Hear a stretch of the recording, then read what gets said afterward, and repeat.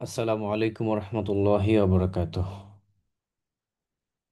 আজকে আপনাদের ইসলাহি ক্লাস, প্রতি বৃহস্পতিবার ইসলাহি ক্লাস হয়।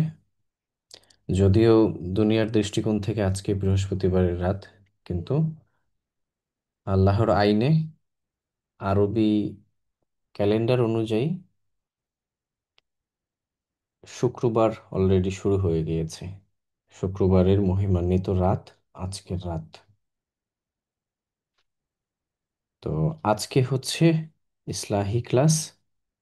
পরবর্তীতে যেই দিনগুলো আসবে ইনশাআল্লাহ, আহ, যে যেই ব্যাচের আছেন, নারীদের ব্যাচ যিনি করান, নারীদের ব্যাচে তিনি থাকবেন। যেমন নারীদের ব্যাচ হাফেজা সাদিয়া করান। পুরুষদের ব্যাচ যারা আছেন তারা সেই অনুযায়ী যার যার উস্তাদ আছেন তারা কন্টিনিউ করবেন। আজকে আহ, আজকের আমাদের আলোচ্য বিষয় হচ্ছে ইসলামিক ও আধুনিক দৃষ্টিকোণ থেকে আদর্শ প্যারেন্টিং, ভবিষ্যৎ প্রজন্ম গঠনের পথ। মূলত এই টপিক নির্ধারণের বেশ কিছু কারণ আছে। আমাদের এখানে যারা আছেন অধিকাংশই হচ্ছে আহ, সন্তানদের বাবা মা। তো আমাদের প্যারেন্টিং এর বেশ কিছু গুরুত্বপূর্ণ বিষয় আজকে আমরা জানব। আমরা প্যারেন্টিং বলতে সাধারণত বুঝি যে সন্তান লালন পালনের পদ্ধতি। আর সন্তান লালন পালনের পদ্ধতি বলতে প্যারেন্টিং মানে আমরা বুঝি আধুনিক প্যারেন্টিং। তো আধুনিক প্যারেন্টিং এর যারা কোর্স করেছে কিংবা বই পড়েছে, তারা তাদের সন্তানদেরকে এক এক রকম ভাবে সন্তানদের জীবন গড়ে তোলার চেষ্টা করে। কিন্তু ইসলামিক প্যারেন্টিং বলে একটা টার্মস আছে, একটা ব্যাপার আছে যেটা আমাদের আসলে অনেকেরই অজানা।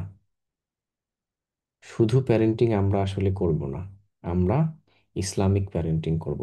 কারণ আল্লাহ তাআলা আমাদের সৃষ্টিকর্তা, তিনি আমাদেরকে সৃষ্টি করেছেন, তিনি আমাদেরকে বাঁচিয়ে রেখেছেন।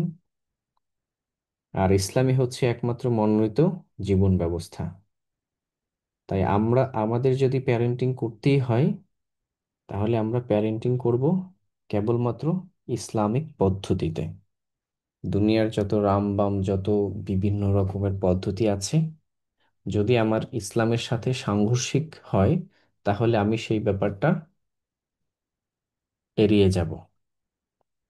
আর যদি আমার ইসলাম সমর্থন করে, এর এর মধ্যে পড়ে, তাহলে আমাদের সেই ব্যাপারটা মানতে কি কোনো সমস্যা নেই। তো মূল আলোচনা শুরু করছি।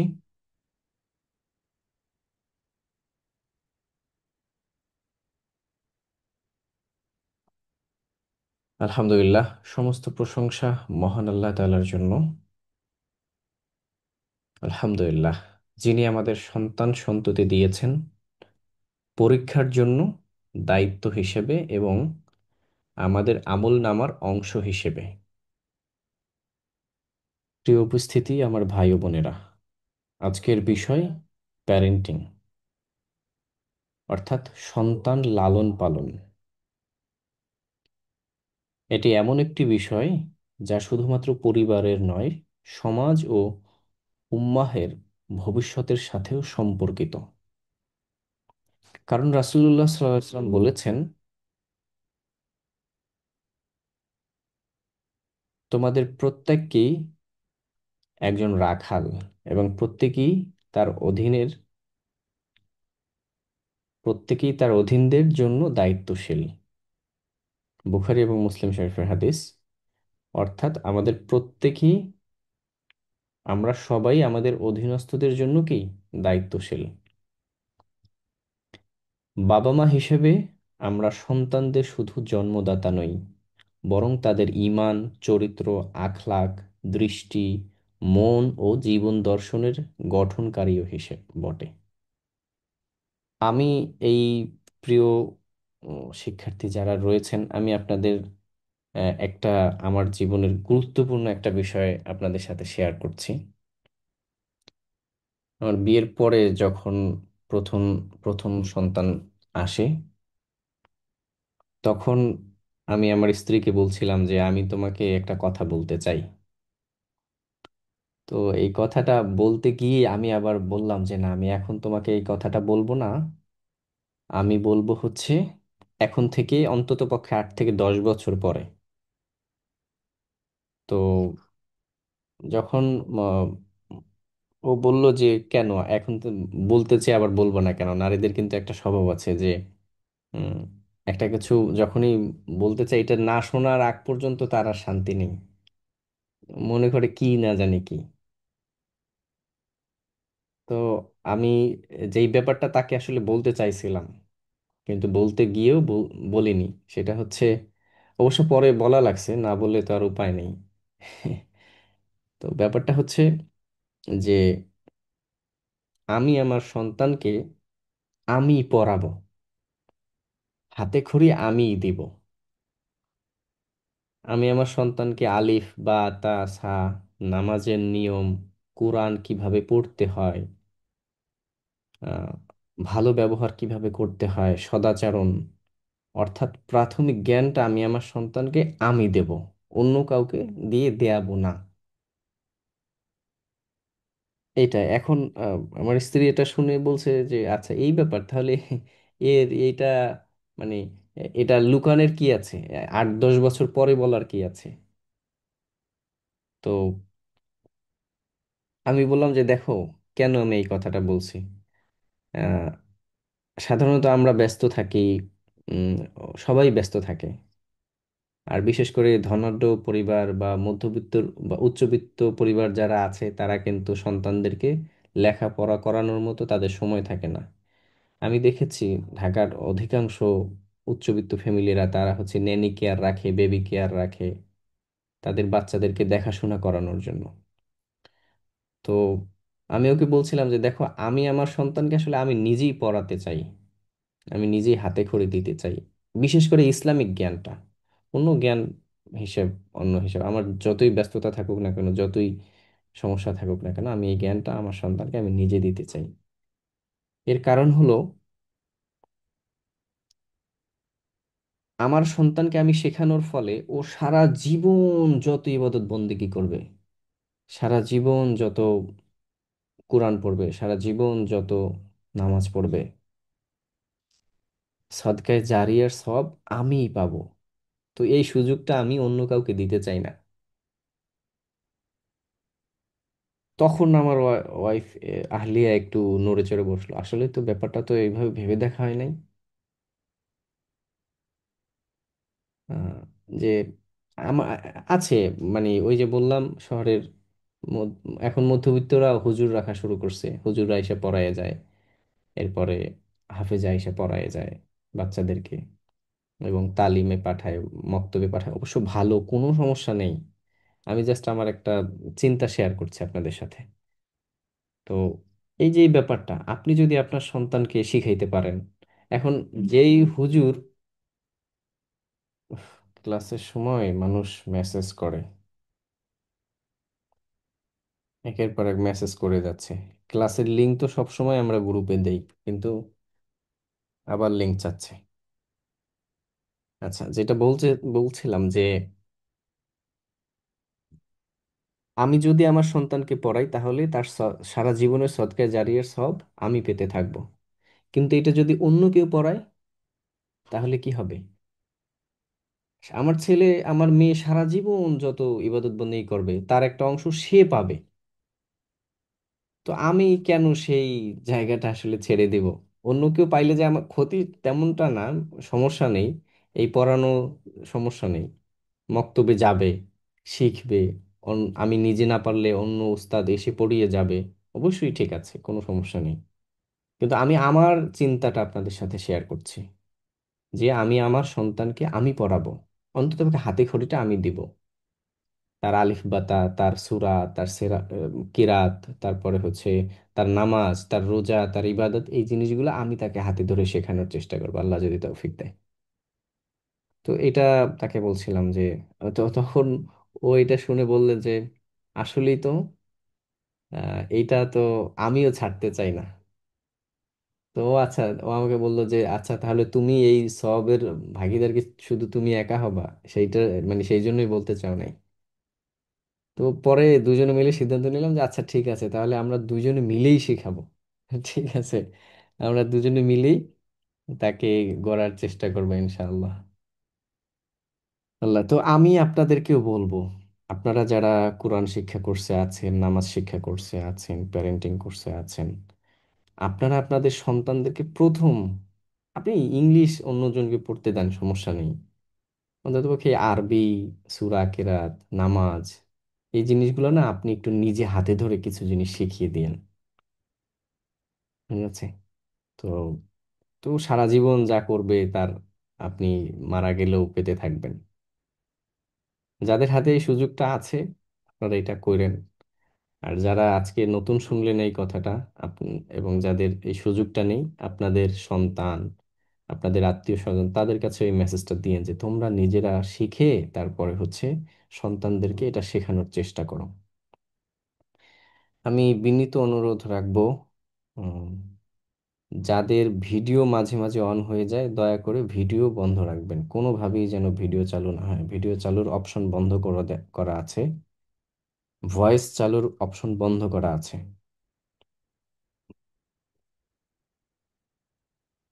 আল্লাহ।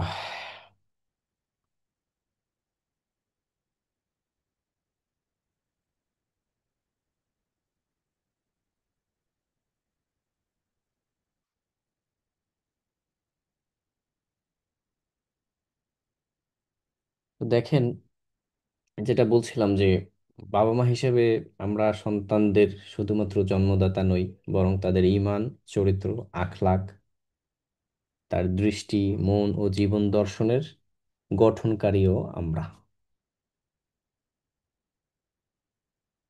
ইসলামের দৃষ্টিতে প্যারেন্টিং এর মূল উদ্দেশ্য, যেটা বলছিলাম যে প্যারেন্টিং হচ্ছে সন্তান লালন পালনের পদ্ধতি, আর ইসলামিক প্যারেন্টিং হচ্ছে ইসলামিক পদ্ধতিতে, শরিয়াহ পদ্ধতিতে সন্তান লালন পালনের পদ্ধতি। তো সন্তানের অনেক বড় একটা হক, দায়িত্ব, এটা শুরু হয় হচ্ছে উম, সন্তান জন্মগ্রহণের আগ থেকে। হ্যাঁ, এটা আমরা বুঝি না, আমরা মনে করি যে আমরা বিয়ে করব, তারপরে আমাদের 2 4 5 বছর পর সন্তান হবে, এরপরে সন্তান আরো বড় হবে, 2 4 5 বছর সন্তানের বয়স হবে, তারপর থেকে সন্তানের দায়িত্ব পালন শুরু হবে। আসলে প্যারেন্টিংটা, আধুনিক দৃষ্টিকোণ থেকে প্যারেন্টিং শুরু হয় বাচ্চা জন্মের, আহ, বাচ্চা জন্ম থেকে প্যারেন্টিং শুরু হয়। এটা হচ্ছে আধুনিক বিজ্ঞান বা প্যারেন্টিং কোর্স এবং বই টইতে এগুলো এইভাবে লেখা। কিন্তু আপনি ইসলাম একটু ঘাটলে, শরিয়া ঘাটলে আপনি বুঝবেন যে সন্তান জন্ম তো দূরের কথা, আপনি বিয়ে করার আগ থেকে শুরু হয় সন্তানের হক।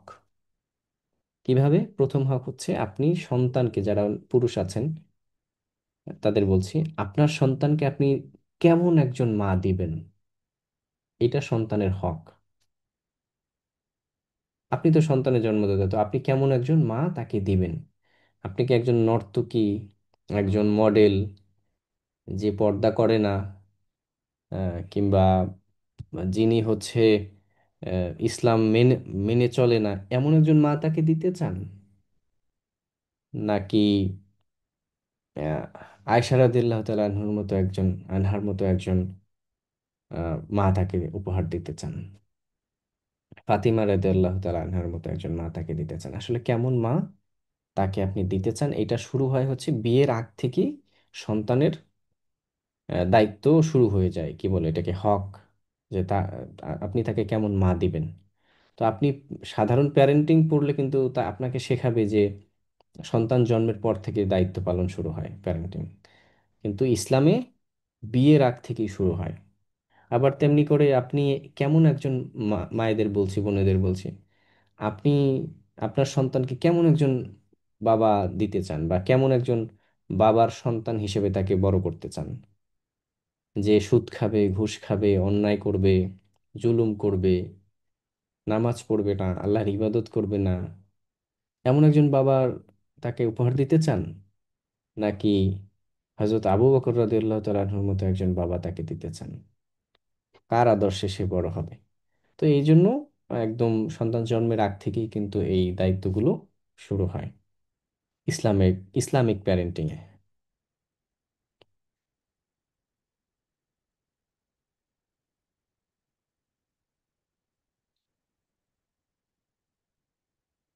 আল্লাহ তাআলা তার আহ, পবিত্র কালাম আল কোরআনে বলেন, সূরা তাহরিমের 6 নম্বর আয়াত, হে মুমিনগণ, তোমরা নিজেদের এবং তোমাদের পরিবারগুলোকে আগুন থেকে রক্ষা করো।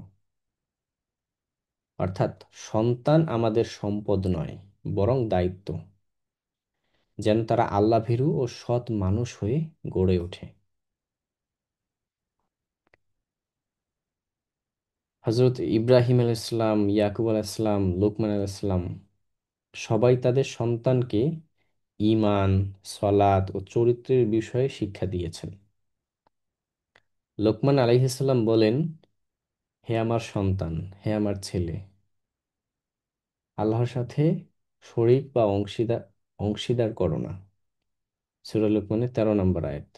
মূল শিক্ষা হচ্ছে সন্তানকে আল্লাহ ভীরু, তাকওয়া, নৈতিক ও দায়িত্বশীল বানানোই ইসলামিক প্যারেন্টিং এর প্রথম লক্ষ্য। আমি আবার বলছি, আপনার সন্তানকে আল্লাহ ভীরু, নৈতিক ও দায়িত্বশীল বানানোই হচ্ছে ইসলামিক প্যারেন্টিং এর অন্যতম এবং প্রধান লক্ষ্য।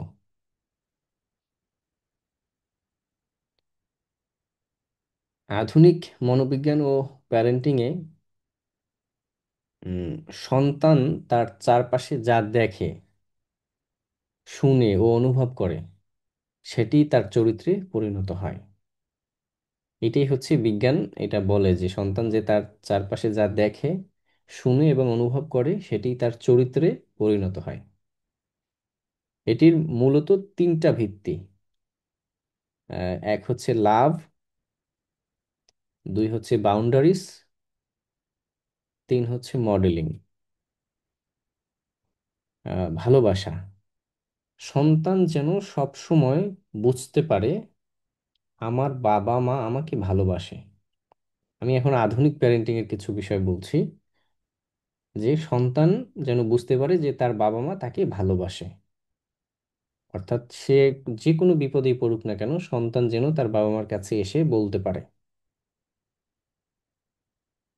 এরপর হচ্ছে সীমারেখা বা বাউন্ডারিজ। ভালোবাসার মধ্যেও শৃঙ্খলা থাকা দরকার। আমি আমার সন্তানকে এমন আহ্লাদ দিব না যেন সে উম, মনে করে যে পুরো পৃথিবীটাই তার।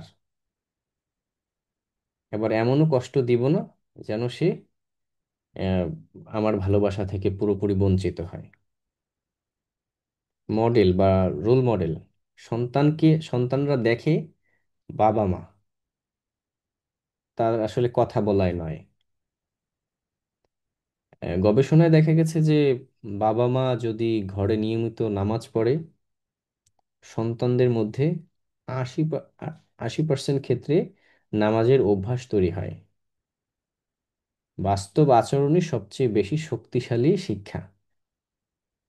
আমি আপনাদের একটা পয়েন্ট বলছি, আপনারা এই ব্যাপারটা জানেন যে সন্তানদেরকে আপনি বলে একটা কিছু করানোর থেকে আপনি নিজে করলে সেই বিষয়টা সে অটোমেটিক ফলো করে। আপনি তাকে বলে একটা জিনিস করাতে পারবেন না, শোনাতে পারবেন না। যতটা না সহজে আপনি নিজে করলে সেটা সে অত সহজে শিখে ফেলবে। যেমন সন্তানকে আপনি বারবার নামাজের কথা বলবেন, সে নামাজ পড়বে না। সন্তানকে আপনি কোরআনের কথা বলবেন, সে হয়তো পড়বে না, বা এটা এর রেশিও খুবই কম। কিন্তু যদি আপনি নিজে সলাত আদায় করেন, নিজে দোয়া তাসবিহ পড়েন, নিজে কোরআন তিলাওয়াত করেন, সন্তান যখন ছোটবেলা থেকে এই বিষয়গুলো দেখবে, সে তার নিজের মধ্যে অটোমেটিক গেঁথে নেবে। এটা আমি আমার সন্তানকে দেখে বুঝেছি যে ওর মা যখন পড়ে, আমি যখন সলাত আদায় করি, তখন সে নিজেই পাশে এসে দাঁড়ায়, সিজদা দেয়। এরপরে মুখ বলতে তো আর পারে না, তো মুখে মানে বলার মতো ভান করে, আবার আমিন দেয়। ভালো লাগে এই জিনিসগুলো দেখলে। আপনি নিজেও দেখবেন, ভালো লাগবে। তো আহ, এটা আসলে আমি তাকে বড় হওয়ার পরে যতই বলি না কেন, সে যদি এই জিনিসগুলো ছোটবেলা থেকে দেখে দেখে অভ্যস্ত না হয়, তাহলে বড় হয়ে তাকে কথা শোনানো এত সহজ ব্যাপার হবে না। এটা একমাত্র তারাই বুঝে যারা এই এই সময়গুলোতে সঠিকভাবে দায়িত্ব পালন করে না এবং পরে গিয়ে পস্তায়। তারাই বুঝে যে আসলে মানে কতটা ভয়ঙ্কর রূপ ধারণ করে পরবর্তীতে। আচ্ছা, আপনারা আমার কথা শুনতে পাচ্ছেন কিনা, স্পষ্ট যাচ্ছে কিনা, কোনো সমস্যা হচ্ছে কিনা, কোনো প্রশ্ন থাকলে মেসেজ করবেন এই রাতে জুমে, হ্যাঁ।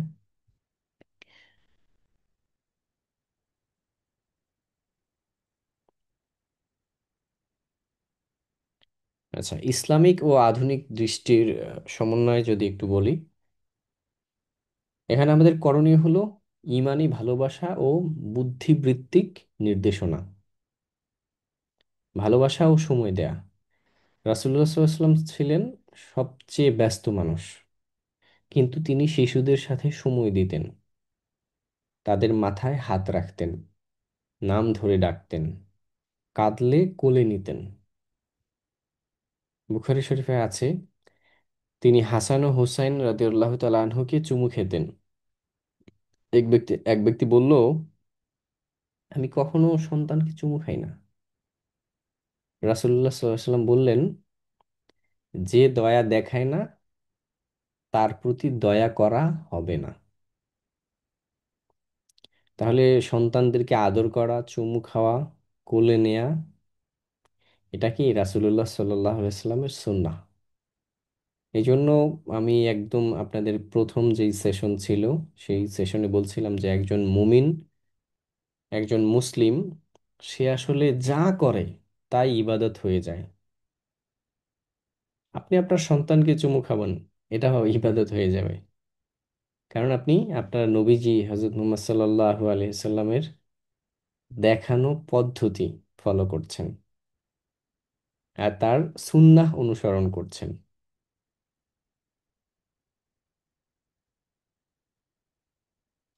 আচ্ছা, আধুনিক প্যারেন্টিং এর রিসার্চও বলে যে physical affection increases child's emotional intelligence.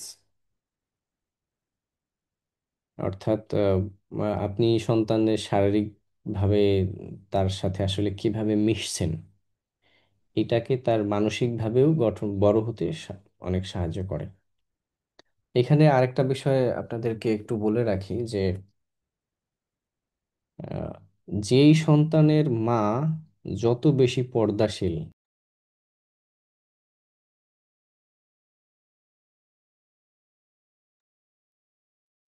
আচ্ছা, আপনি নেট কারণে আবার কেটে গিয়েছিল। জি জি, অনেকে বলছেন শুনতে পাচ্ছি, জাযাকাল্লাহ, জাযাকাল্লাহ, জাযাকাল্লাহ।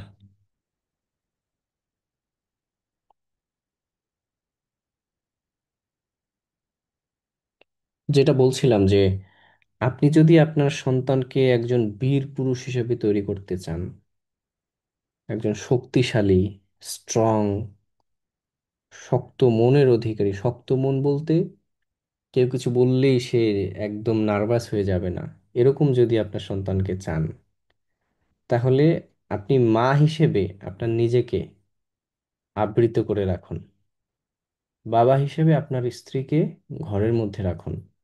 অর্থাৎ যে নারী যত বেশি পর্দাশীল, যত বেশি বিনয়ী, যত বেশি ঘরের মধ্যে থাকে, যত বেশি নিজেকে আবৃত করে রাখে, তার সন্তান তত বেশি হচ্ছে ধৈর্যশীল, শক্তিশালী এবং বীর পুরুষ হয়। আর যেই নারী যত বেশি দজ্জাল, যত বেশি জোরে কথা বলে, পর্দার অবহেলা করে এবং স্বামীর কথা শোনে না, বাহিরে যায়, তাদের সন্তান আসলে বীর পুরুষ হয় না। ঠিক আছে, এই কথাটা আসলে আমাদের উস্তাদগণ বলছে। এটা কত কোনো বইয়ের কথা না, উস্তাদদের কথা আপনাদের সামনে বললাম।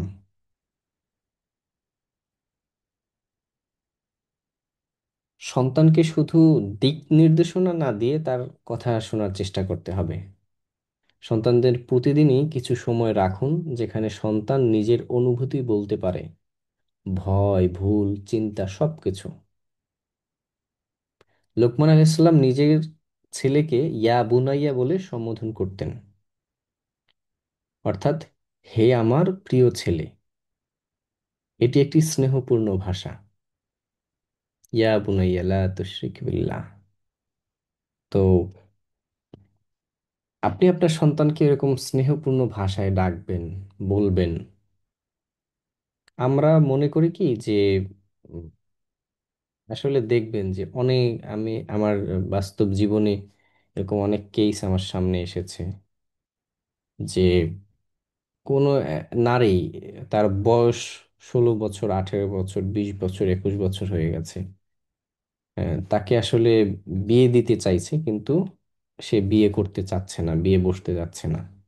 তার বাবা মা অনেক চেষ্টা করছে, সে রাজি হচ্ছে না। তো এক পর্যায়ে তাকে মানে ঘাঁটতে ঘাঁটতে দেখলাম, বা আমরা বুঝতে পারলাম যে তার ছোটবেলার একটা অতীত আছে, যেটা আসলে ভালো না। অর্থাৎ সে ছোটবেলায় চাইল্ড অ্যাবিউসের শিকার হয়েছে। আর এই চাইল্ড অ্যাবিউস কিন্তু বিশ্বে তো মানে একদম, এটা 100-র মধ্যে হয়তো অল্প কিছু পার্সেন্ট ভালো থাকে। আর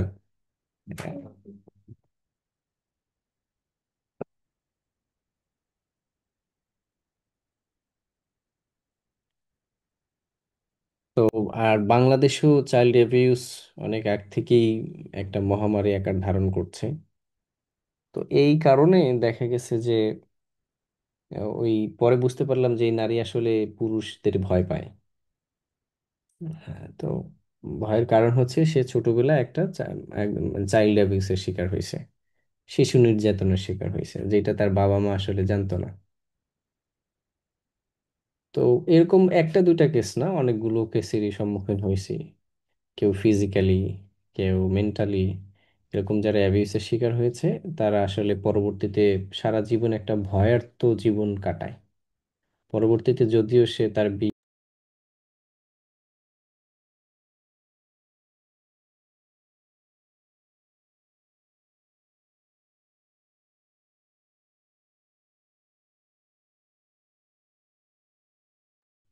আচ্ছা, যেটা বলছিলাম যে সন্তানদের সাথে এই যে সন্তানদের যে একটা ছোটবেলায় যারা এই ধরনের সমস্যার সম্মুখীন হয়, তারা সারা জীবন একটা ভয়ের জীবন যাপন করে। তো প্রতিদিনই আমাদের কি করতে হবে, কিছু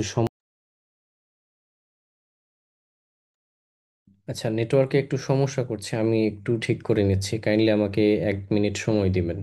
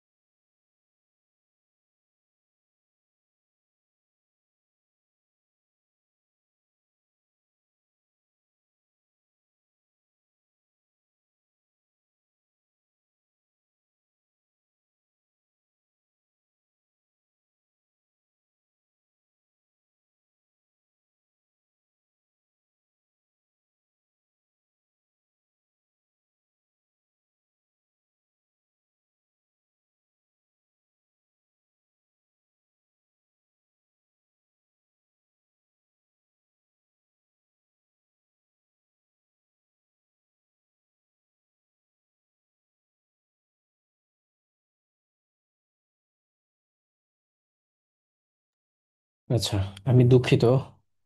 আশা রাখি এর নেটের সমস্যা করবে না। তো যেই ব্যাপারটা খুব গুরুত্বের সাথে বলছিলাম যে সন্তানদেরকে একটু নির্দিষ্ট সময় দেয়া।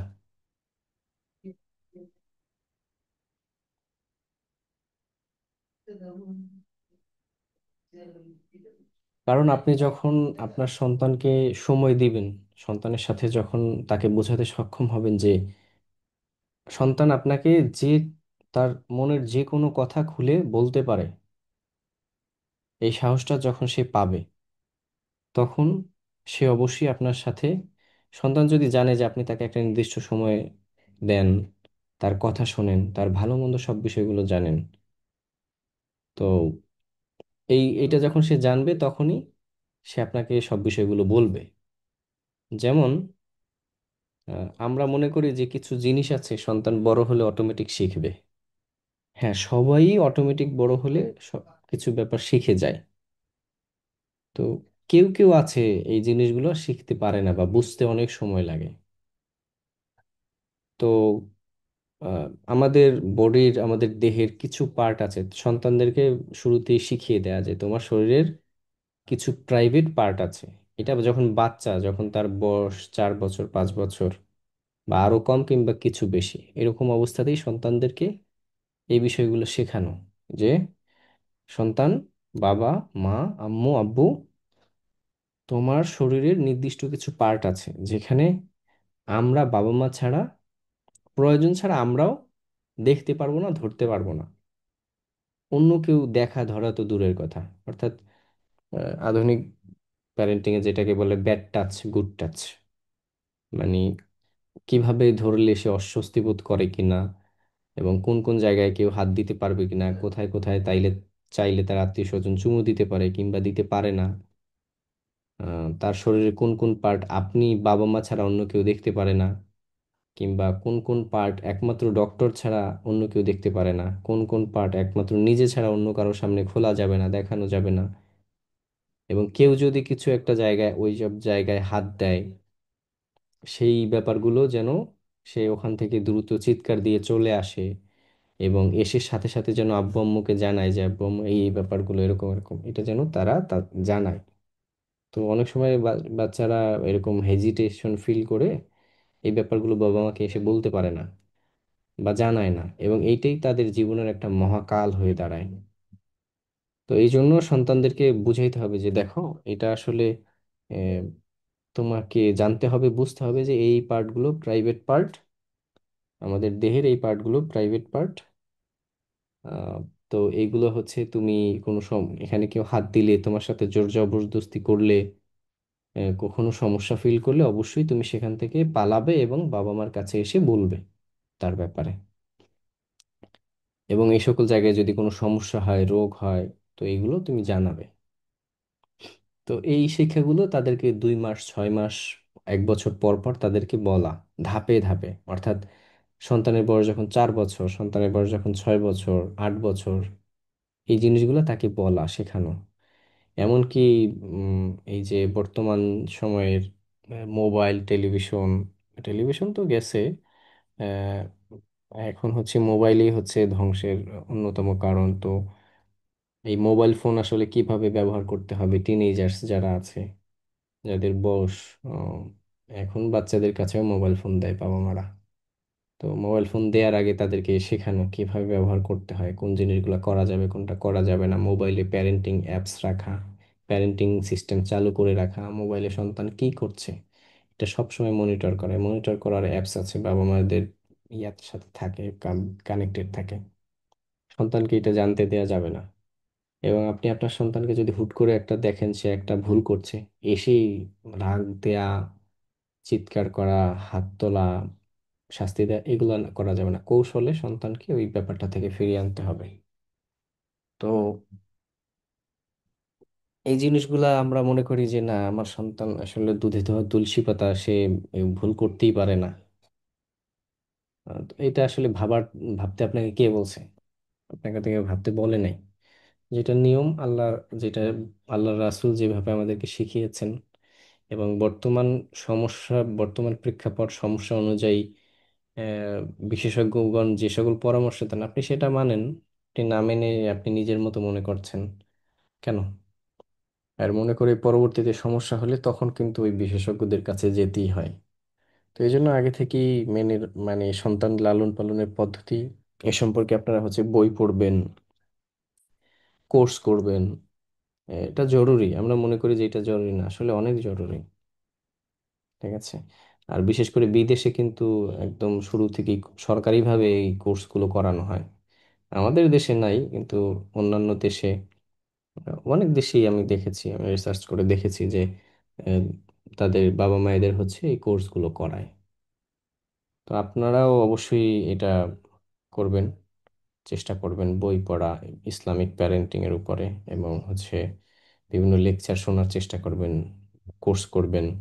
এগুলো খুব জরুরি। আর সন্তানদেরকে ওই ওই সাহসটা দিতে হবে যেন তাদের ভয়, ভুল, চিন্তা, তাদের কাজ, তাদের কষ্ট, এই জিনিসগুলো কি করতে পারে বাবা মার কাছে এসে শেয়ার করতে পারে। এই যোগাযোগ ব্যবস্থাটা, এই কমিউনিকেশনটা আপনারা অবশ্যই সব মেনটেন করবেন। আমি আবার একটু জানতে চাইবো যে আপনারা আমার কথা শুনতে পাচ্ছেন কিনা ক্লিয়ারলি।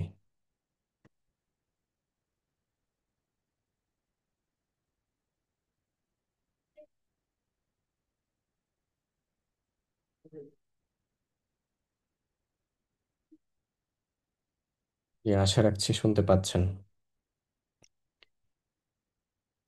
জি, শুক্রিয়া শুক্রিয়া।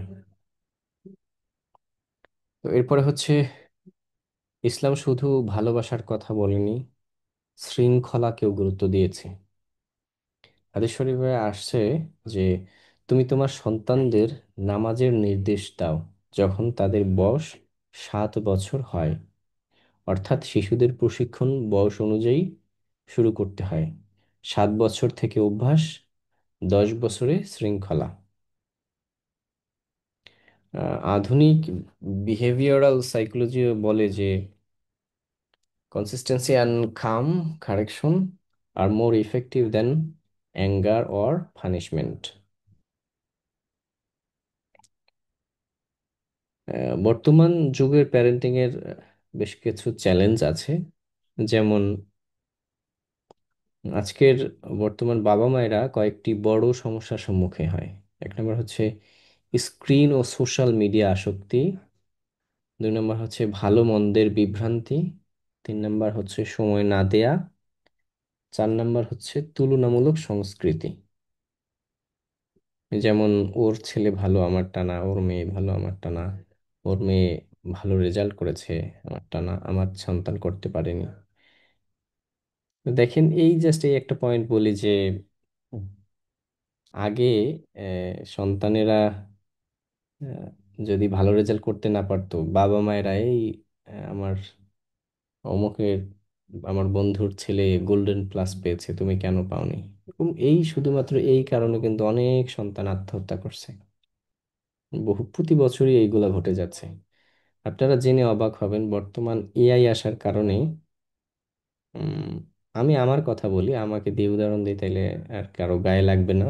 আমি একজন কম্পিউটার ইঞ্জিনিয়ার। তো আমি এআই এর ব্যবহার, এআই এর বিভিন্ন কোর্স করে এবং অন্যান্য এই বিষয়গুলো দেখে আমার কাছে মনে হইলো যে আসলে আমি যে 4 বছরের কোর্স 6 বছর 8 বছর বসে করলাম, কোর্স না তো মানে এটা কি বলে, ব্যাচেলর ডিগ্রি অর্জন করলাম, BSc in computer science and engineering. তো এইটার আসলে এখন কোনো দাম নাই, 10% দামও নাই। আমরা আগে একটা প্রোগ্রাম প্রস্তুত করতে আমাদের অনেক সময় লাগতো, অনেক বড় টিম লাগতো। একটা প্রোগ্রাম, একটা অ্যাপস, একটা কিছু রেডি করার জন্য উম, 2 জন, 5 জন, 10 জন, 100 জনের টিম লাগতো।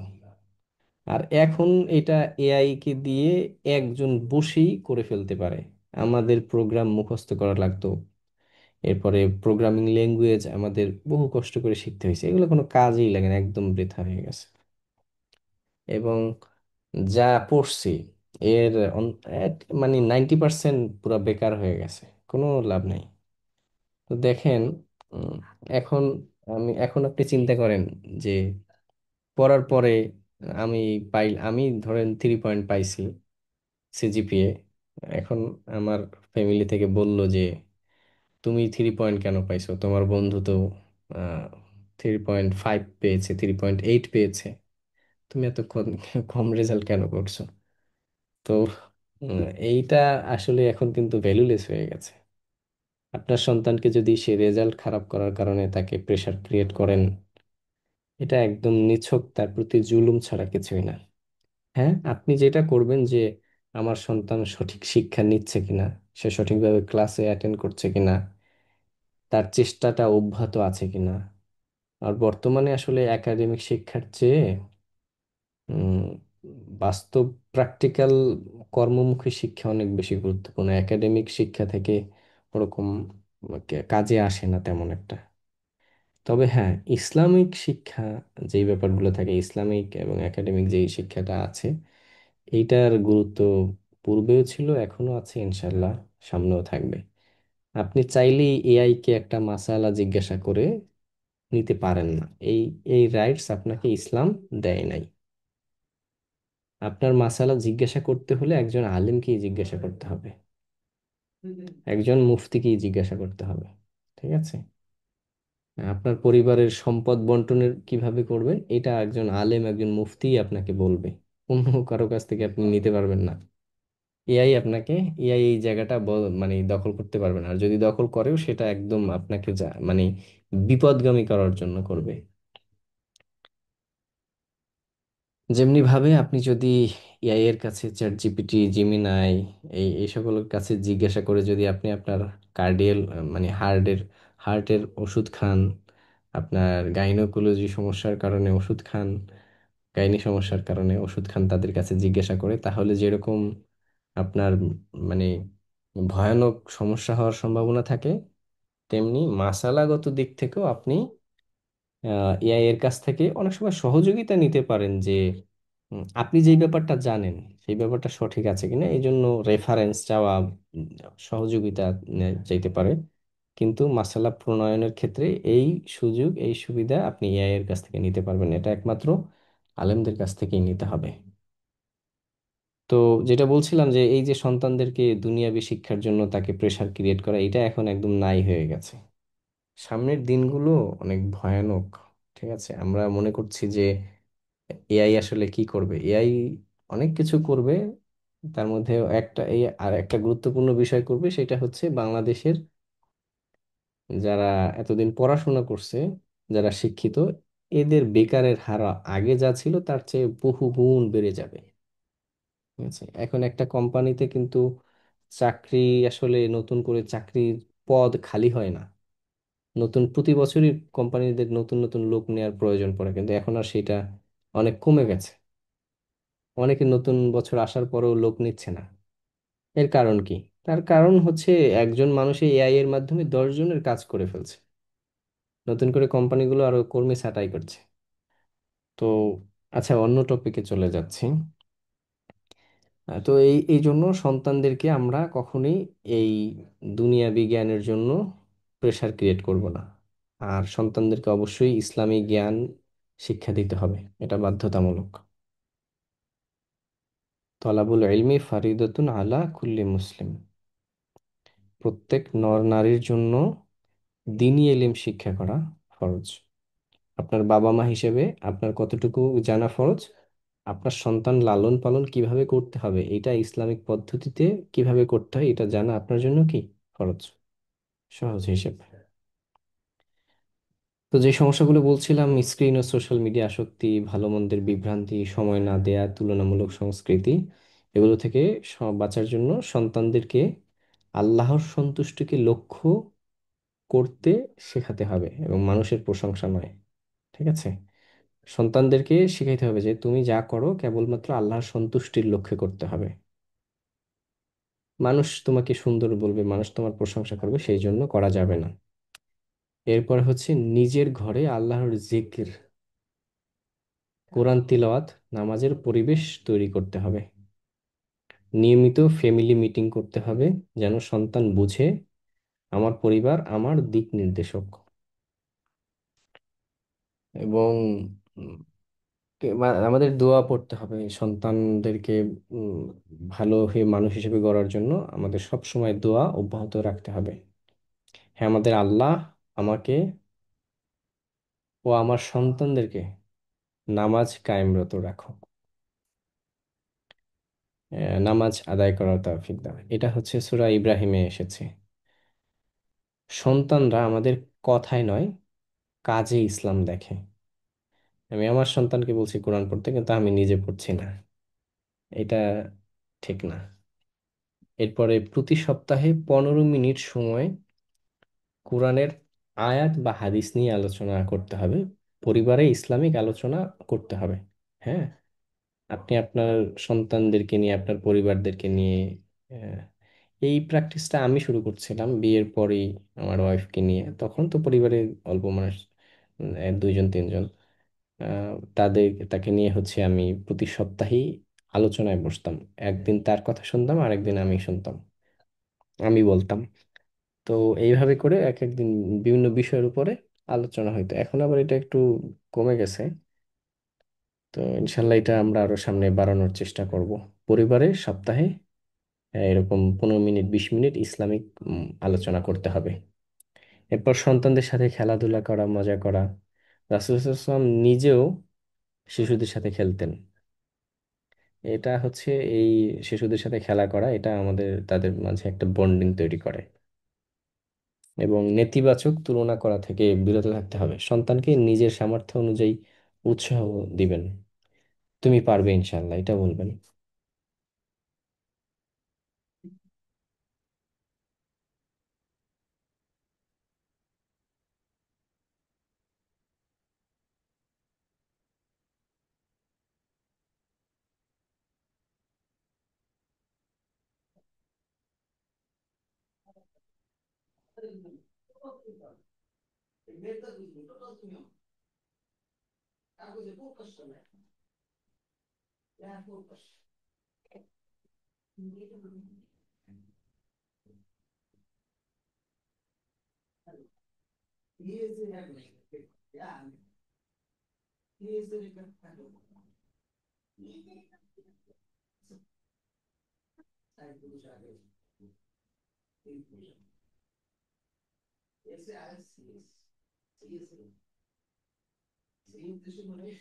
ইসলামে 40 বছর বয়সকে একটি গুরুত্বপূর্ণ মাইল ফলক হিসেবে বিবেচনা করা হয়।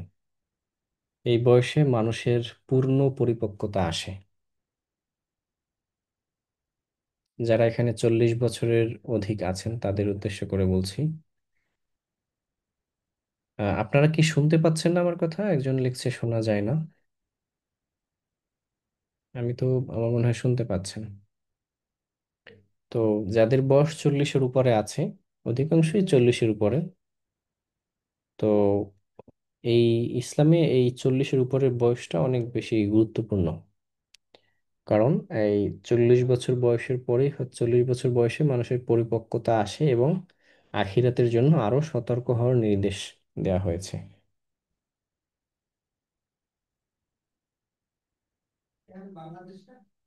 জীবনের দ্বিতীয় ধাপে পদার্পণ এবং পারলৌকিক জীবনের জন্য মনোযোগ বৃদ্ধি। অর্থাৎ আপনি অলরেডি জীবনের দ্বিতীয় এবং তৃতীয় ধাপে পদার্থ পদার্পণ করে ফেলেছেন।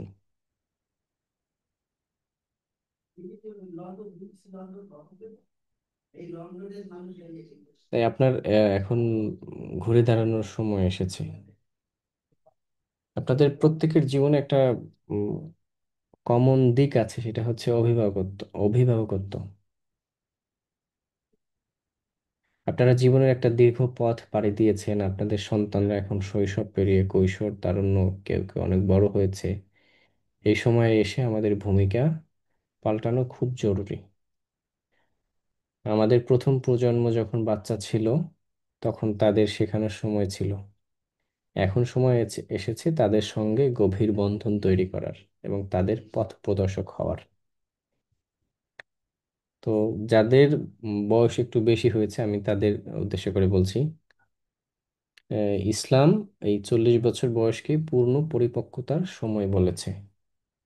এখন আমাদের প্রধান দায়িত্ব হলো নিজেদের আখিরাতের প্রস্তুতি এবং সন্তানদের জন্য সঠিক পথ তৈরি করে দেয়া।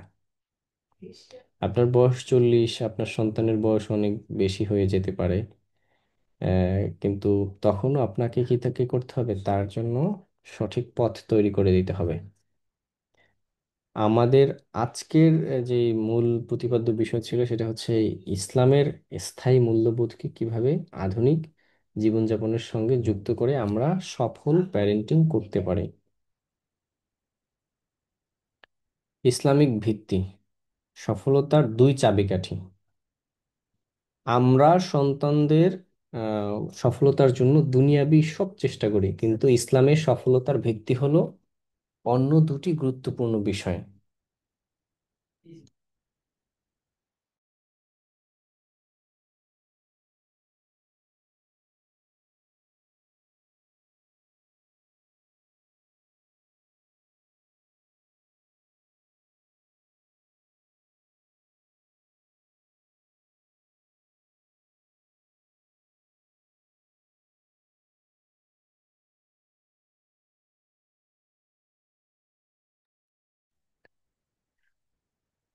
আচ্ছা, সেটা হচ্ছে উম, সফলতার ভিত্তি। এই সময়ে ইসলামের সফলতার ভিত্তি হলো অন্য দুটি গুরুত্বপূর্ণ বিষয়। এক নাম্বার হচ্ছে দোয়া ও তাকদীরের উপর আস্থা। দুই নাম্বার হচ্ছে আদর্শ। আহ, আ- আচ্ছা, সবচেয়ে বড় বিনিয়োগ হলো দোয়া। আমরা নিজেদের জন্য সূরা আহকাফের যে উম, দোয়াটি পড়ি, তার একাংশেই সন্তানের কথা আছে। আহকাফে আছে, যার অর্থ হচ্ছে, আমি বলছি, আর আমার জন্য তুমি আমার বংশধরদের মধ্যে সংশোধন করে দাও। 40 বছর বয়সে এসে এই দোয়া আমাদের জন্য অত্যাবশ্যক। দিনের শুরুতে সিজদায় সর্বদা আন্তরিকভাবে সন্তানদের জন্য হিদায়াতের দোয়া করতে হবে। আপনার চেষ্টা হয়তো ব্যর্থ হতে পারে, কিন্তু আল্লাহর ইচ্ছা শক্তি কখনো ব্যর্থ হবে না।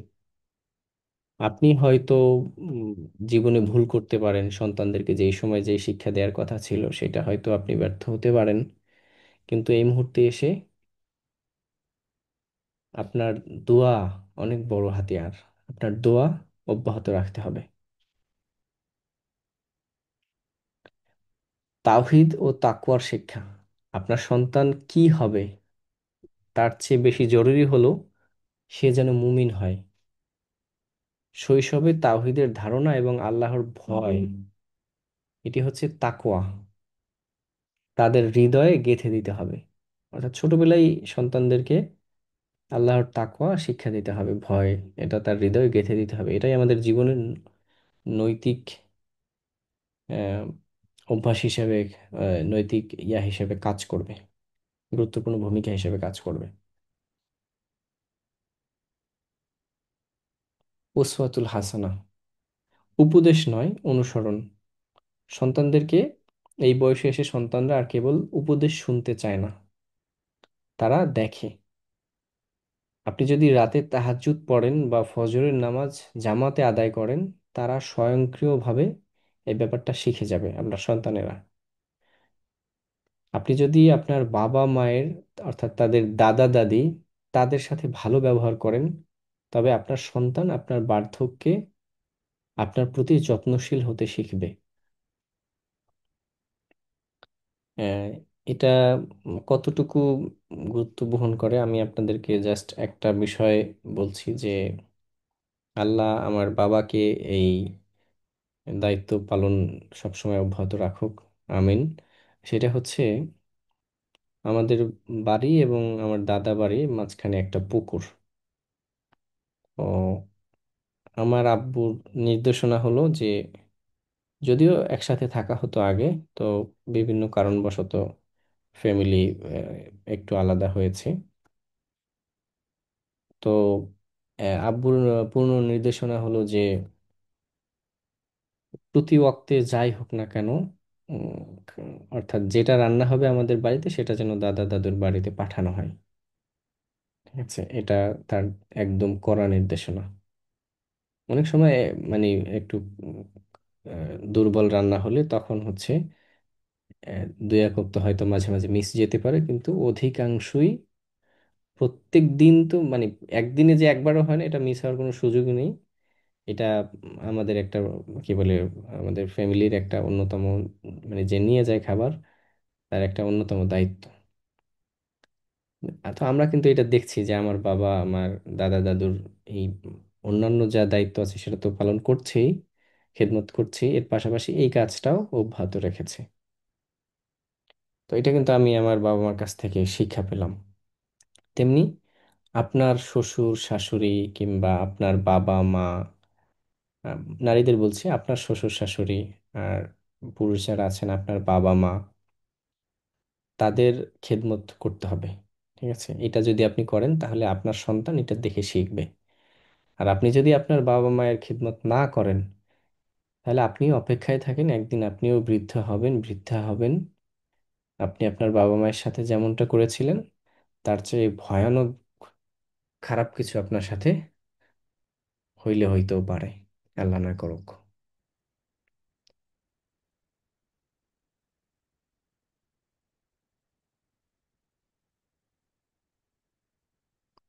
নৈতিক গুণাবলীর চর্চা, সন্তানদেরকে সত্যবাদিতা, আমানতদারি এবং প্রতিশ্রুতি রক্ষা, এইসব গুণাবলীর জীবন্ত উদাহরণ তাদের সামনে পেশ করতে হবে। আচ্ছা, আধুনিক বিজ্ঞান বা বলে যে বন্ড তৈরি করা ও সম্মান, এই বয়সে এসে এখন যারা আছেন, আমাদের সন্তানেরা সাধারণত কৈশোর বা তারুণ্যে থাকে, অথবা আরো বড়। এই সময় তাদের মনস্তত্ত্ব বুঝতে পারা খুব জরুরি। সম্পর্ক স্থাপন বা বন্ধন, তো আপনি কি আসলে সন্তানের সাথে সম্পর্ক স্থাপন করবেন, বন্ধন বৃদ্ধি করবেন, নাকি তাকে নিয়ন্ত্রণ করবেন? বিজ্ঞান বলে যে আপনার বন্ডিং তৈরি করুন, ব্রকেন রুলস খুঁজবেন না। ছোটবেলার মতো এখন ছোটবেলার মতো এখন আর প্রতিটি কাজই নিয়ন্ত্রণ করার চেষ্টা করবেন না, সে বড় হয়ে গেছে।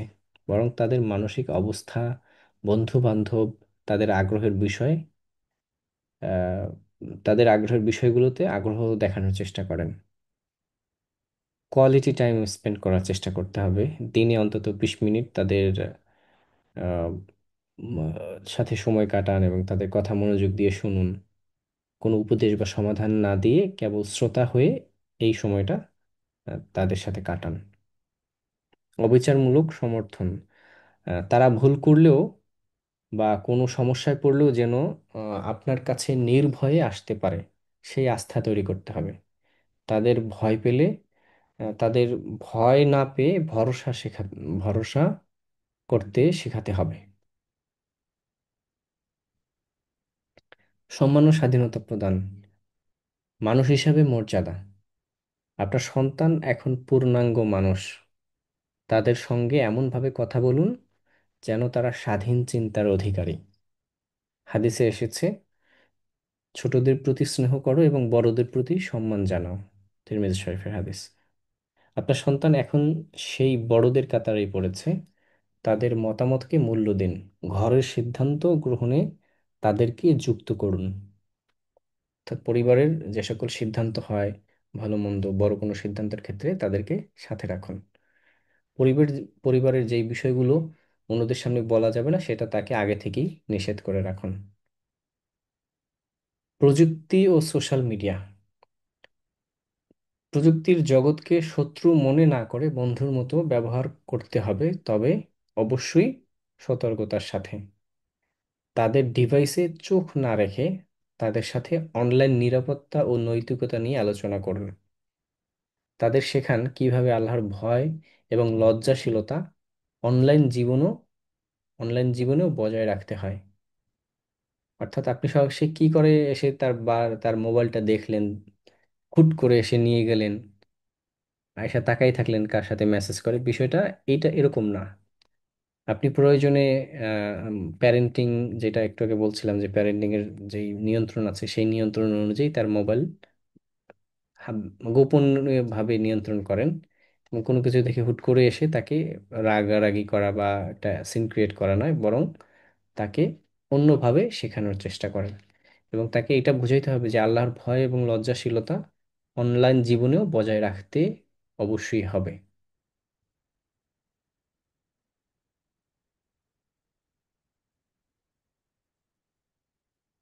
জীবনের এই মধ্যাহ্নে এসে আমাদের ভূমিকা পাল্টানোই হলো সফলতার চাবিকাঠি।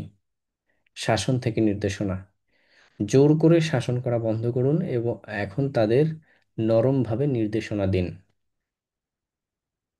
হযরত লুকমান আলাইহিস সালাম তার ছেলেকে যেভাবে উপদেশ দিতেন, এটা আমাদের মনে রাখতে হবে। সেই স্নেহপূর্ণ আলোচনার পদ্ধতি অনুসরণ করুন। ক্ষমা ও ধৈর্য, সবর। আপনার সন্তানের ভুল ত্রুটির জন্য আল্লাহর কাছে ক্ষমা চান, তাদের ক্ষমা করে দিন। অভিভাবকত্ব হলো সবর ও শুকরের এক দীর্ঘ সফর। মনে রাখবেন, অভিভাবকত্ব হলো সফর ও সবর ও সুক্রিয়ার এক দীর্ঘ সফর। আপনাদের প্রতি আমার অনুরোধ, আজকের এই আলোচনা থেকে শুধু তিনটি জিনিস বাস্তব জীবনে প্রয়োগ শুরু করুন। এক, প্রতিদিন দোয়া, 5 ওয়াক্ত নামাজের পর অন্তত 1 মিনিট সূরা আহকাফের দুটি আহকাফের যে দোয়াটি আছে সেটি মন থেকে পড়বেন। দুই হচ্ছে শ্রবণ সময়। আচ্ছা, আমি এই দোয়াটা আপনাদেরকে দিয়ে দেবো নে, হোয়াটসঅ্যাপ গ্রুপে আমি দোয়াটা শেয়ার করে দেব, অর্থ সহ, বানান সহ। 2 নম্বর হচ্ছে শ্রবণ সময়। প্রতিদিন আপনার সন্তানের সঙ্গে অন্তত 10 মিনিট কোনো প্রকার উপদেশ ছাড়া শুধুমাত্র তাদের কথা মন দিয়ে শুনুন। এবং 3 নম্বর হচ্ছে সংশোধন না করে প্রশংসা। দিনের শেষে অন্তত একবার তাদের কোনো একটি ভালো কাজের প্রশংসা করুন। ইনশাআল্লাহ, ইসলামের সুন্দর নির্দেশনা এবং আধুনিক মনস্তত্ত্বের সমন্বয় আমাদের পরিবারকে এক সুখী ও সফল ঠিকানা বানিয়ে তুলবে। আল্লাহ আমাদের সবাইকে সেই তাওফিক দিন, আমিন। তাহলে আজকের 3টা পয়েন্ট আমি আপনাদেরকে বললাম যে 1 নম্বর হচ্ছে প্রতিদিন দোয়া করা, 2 নম্বর হচ্ছে সন্তানদের কথা শোনা, এবং 3 নম্বর হচ্ছে সংশোধন না করে প্রশংসা করা।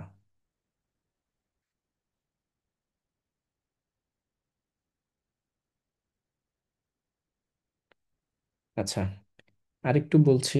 আমাদের এই এরই সাথে সাথে আসলে ফিকহি দৃষ্টিকোণ, যেহেতু ইসলামিক প্যারেন্টিং নিয়ে, তো ফিকহি দৃষ্টিকোণ নিয়ে একটু আলোচনা করা জরুরি।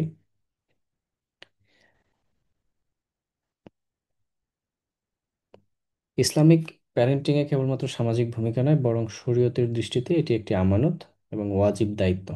কিয়ামতের দিন এই আমানত সম্পর্কে আল্লাহ আমাদের প্রশ্ন করবেন। যেমন নবী করিম সাল্লাল্লাহু আলাইহি ওয়াসাল্লাম বলেছেন, তোমাদের প্রত্যেকেই একজন রাখাল বা দায়িত্বশীল, এবং প্রত্যেকেই তার অধীনস্থ সম্পর্কে জিজ্ঞাসিত হবে। আমাদেরকে এই অধীনস্থের আইনি অধিকার, হক্কুল আওলাদ সম্পর্কে, হক আল আওলাদ সম্পর্কে জ্ঞান দেয়। তো আপনি আপনার সন্তানদের সাথে কেমন করলেন, এটা অবশ্যই আপনাকে জিজ্ঞাসা করা হবে। সন্তানদের প্রতি 3টি মৌলিক ওয়াজিব অধিকার। একটা হচ্ছে আর্থিক ভরণ পোষণ, 2 নম্বর হচ্ছে দিনী শিক্ষা, 3 নম্বর হচ্ছে পরিচয় ও বংশধারা। তো আর্থিক, 1 নম্বরে নাফাকা বা আর্থিক ভরণ পোষণ।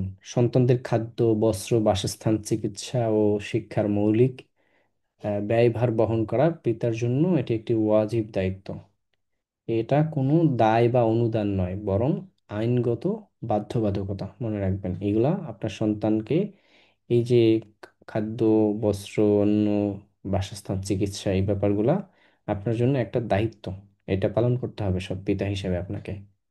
ফিকহি হুকুম, যতক্ষণ পর্যন্ত সন্তান নিজে উপার্জন করতে সক্ষম না হয় বা প্রাপ্তবয়স্ক হলেও যদি অসুস্থতা বা শিক্ষার কারণে উপার্জন করতে না পারে, ততক্ষণ পর্যন্ত নাফাকা ফরজ।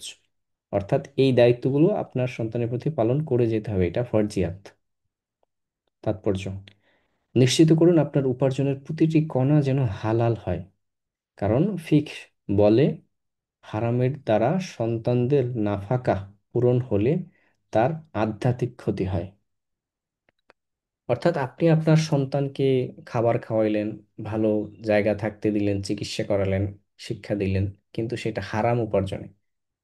যদিও এই হারাম উপার্জনের পাপ সে নিবে না, কিন্তু আহ, আপনাকে আহ, এইটা করলে কি হয়, আপনার সন্তানের আধ্যাত্মিক ক্ষতি হয়ে যায়।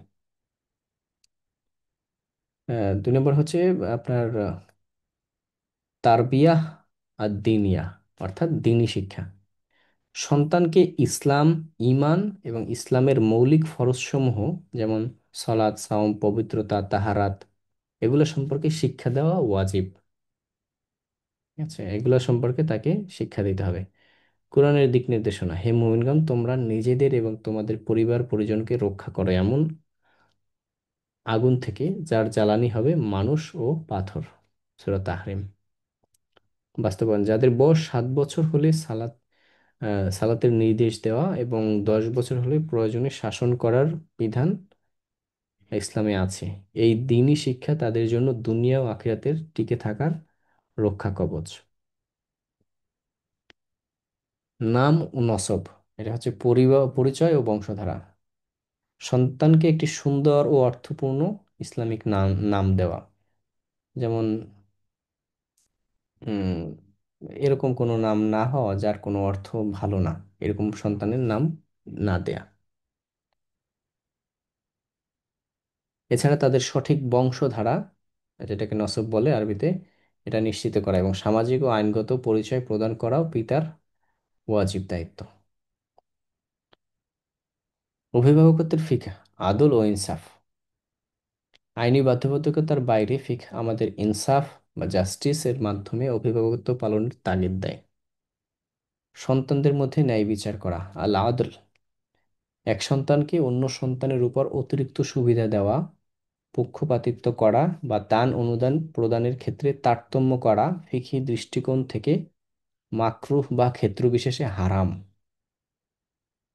আচ্ছা, ফিকহ কি যে আপনারা পূর্বের লেকচারে জেনেছেন, যে আমাদের শরিয়া, হ্যাঁ, যে মাসালা প্রণয়ন হয়, এই শাস্ত্র হচ্ছে ফিকহ শাস্ত্র। এক সাহাবী এক সন্তানকে কিছু দান করে অন্যজনকে বাদ দিলে নবী সাল্লাল্লাহু আলাইহি ওয়াসাল্লাম জিজ্ঞেস করেন, তুমি কি চাও যে তোমার সকল সন্তান তোমার প্রতি সদাচার করুক? সাহাবী বললেন, হ্যাঁ। তখন রাসূল সাল্লাল্লাহু আলাইহি ওয়াসাল্লাম বললেন, তাহলে সবার সাথে তুমি ইনসাফ করো। অর্থাৎ তুমি এক সন্তানকে বেশি দিবা, অন্য সন্তানকে কম দিবা কিংবা দিবা না, এটা করা যাবে না। অনেক বাবা মা আছেন, বুঝে না বুঝে জীবিত থাকাকালীন এক সন্তানকে অনেক বেশি সম্পদ লিখে দিয়ে যায় আর এক সন্তানকে বঞ্চিত করে। এই এই কাজ আপনাকে করার অনুমতি ইসলাম দেয় নাই। এই বয়সে এসে এই আদল বজায় রাখা আরো বেশি জরুরি, কারণ আমাদের সম্পত্তি ও উত্তরাধিকারের বিষয়টি সামনে চলে আসে এই সময়গুলোতে। আচ্ছা, বিবাহ ও পারিবারিক বন্ধনের সুরক্ষা: অভিভাবকদের ফিকহি দায়িত্বের মধ্যে রয়েছে সন্তানদের বয়স হলে তাদের বিবাহে সহায়তা করা এবং পারিবারিক বন্ধন, সিলাতুর রাহিম বজায় রাখার শিক্ষা দেওয়া।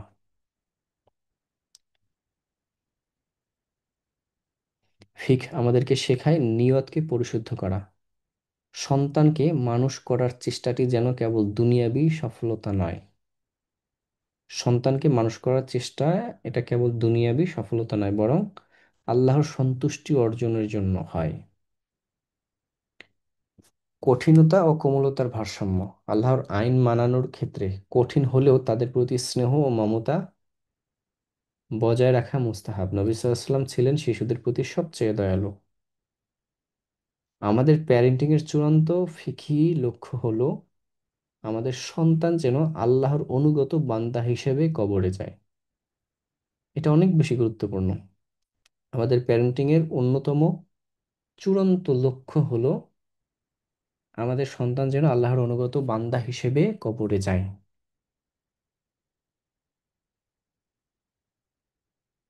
মনে রাখবেন, আমরা কেবল বীজ বুনি, ফল দেবে তো সেই খোদা। আলো ছায়া দিয়ে তাকে মুমিন করো সদা। অভিভাবক হিসেবে আমাদের চেষ্টা করতে হবে, ফলাফল একমাত্র আল্লাহ তাআলার হাতে। উপদেশ নয় উদাহরণ হন। উপদেশ নয় উদাহরণ হন। আপনার সন্তানের জন্য সবথেকে বড় শিক্ষা হলো আপনার জীবনটাই। আপনার পুরো জীবনটাই কি আপনার সন্তানের জন্য অনেক বড়, অনেক বিশাল শিক্ষা। আর আচরণের মাধ্যমে শিক্ষাদানই হলো সেরা পথ। নামাজ তো শুধু শেখানোর নয়, চোখ দেখার জিনিস। আপনার আপনার সিজদা দেখেই সেও পাবে পথের দিশা। ইবাদতের অভ্যাস সন্তানের সামনে তুলে ধরতে হবে। রবের আউজনি বলে, ক্ষমা চান নিজের ত্রুটির জন্য, কারণ সন্তানের ভালো ভবিষ্যতের দুয়ার আপনার তাওবাতেই লুকিয়ে আছে। অর্থাৎ সন্তানের ভালো ভবিষ্যতের দোয়া আপনার তওবার মধ্যেই লুকিয়ে আছে। আল্লাহ তাআলার কাছে ক্ষমা চাইতে হবে, তওবা করতে হবে এবং সন্তানের জন্য দোয়া করতে হবে। আপনার সন্তানকে শাসন করে নয়, আস্থা দিয়ে বাঁধুন। সন্তানের রশি ছিঁড়ে যায়, আস্থার বাঁধন থাকে চিরকাল। দুঃখিত, আহ, শাসনের রশি ছিঁড়ে যায় কিন্তু আস্থার বাঁধন থাকে চিরকাল। মনে রাখবেন, নিয়ন্ত্রণের চেয়ে বিশ্বাস স্থাপন অনেক বেশি জরুরি। আদর নয়, তাকে দিন ভরসা। নির্ভয়ে আসুক কাছে, ভুল হলেও যেন সে জানে মা বাবাই ছায়া হয়ে আছে। ভুলের সময় সন্তানের পাশে থাকতে হবে। সন্তান যদি ভুল করে তখন তার পাশে থাকতে হবে, তাকে ছেড়ে দেয়া নয়, তাকে চূড়ান্ত শাসন করা নয়, তার প্রতি জুলুম করা নয়। বরং সন্তান যেন সবসময় জানে যে আমার বাবা মা আমার পাশেই আছে, ছায়া হয়ে। এই বয়সে এসে আপনার সন্তানের প্রয়োজন নিয়ন্ত্রক নয়, বরং একজন পথপ্রদর্শক বন্ধু। বন্ধুর মতো সম্পর্ক তৈরি করা। আপনার সন্তানের সঙ্গে 10 মিনিট নীরব মনোযোগ আর 100 ঘন্টার উপদেশের চেয়েও অনেক বেশি দামি। যেটা বলছিলাম যে আপনার সন্তানের কথা মনোযোগ দিয়ে শুনতে হবে। এইটা আসলে আমাদের কোয়ালিটি টাইমের গুরুত্ব বোঝায়। রাগ করে কোনো ফয়সালা নয়, সবর করে দোয়া করুন। আপনার আজকের ইনসাফ আপনার সন্তানের ভবিষ্যতের বারাকা। ইনসাফ ও ধৈর্যের ফল। তারা আমাদের শেষ বয়সের লাঠি, তাই তাদের মুক্তি দিন। তারা আমাদের শেষ বয়সের লাঠি, তাই তাদের মুক্তি দাও। ছোট্ট চারা গাছকে যেমন তেমনি আলো হাওয়া দাও।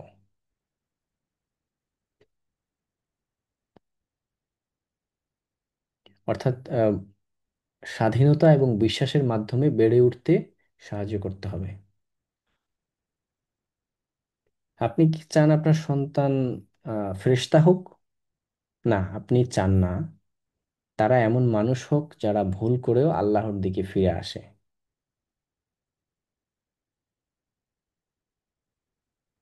আপনি চান যে তারা এমন মানুষ হোক, আপনার সন্তান এমন মানুষ হোক যে যারা ভুল করেও আল্লাহর দিকে ফিরে আসে। আর এই ফিরে আসার রাস্তা খোলা রাখতে হবে। সন্তানের মানুষ হিসেবে বেড়ে ওঠাকে উৎসাহিত করতে হবে।